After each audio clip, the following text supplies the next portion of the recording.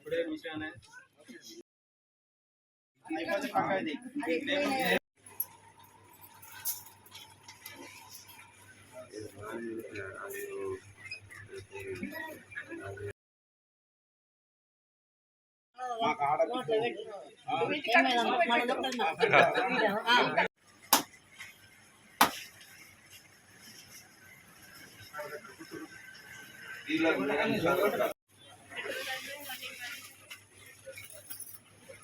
నమస్తే.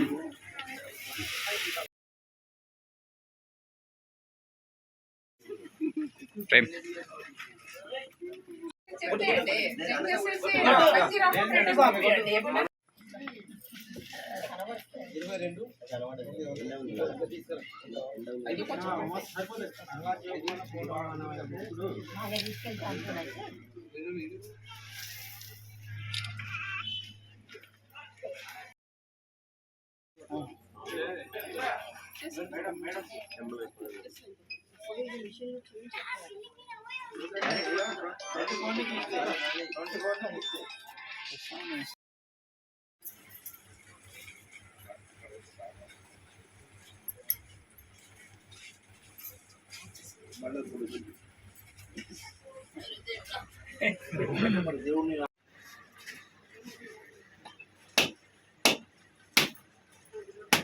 దేవుడు తొక్కదే పండ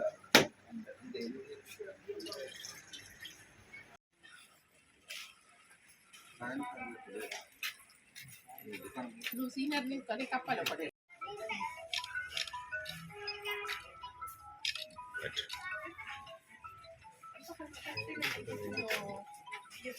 రెండు రకాలు ఇక్కడ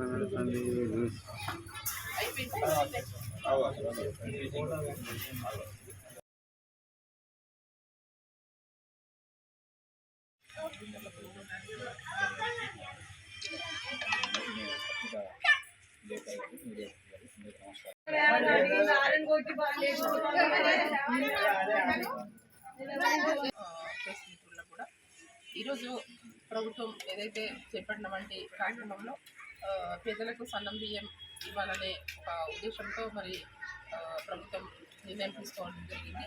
మంచి నిర్ణయమే, కానీ మేమేమంటున్నామంటే మొన్న కూడా రేషన్ కార్డ్స్ ఏదైతే ప్రజాపాలన తీసుకున్నామంటే చాలామందికి రేషన్ కార్డ్స్ లేవు. మరి కొత్త రేషన్ కార్డ్స్ ఇస్తామని చెప్పారు. మరి వారికి కూడా అవకాశం వస్తుండే.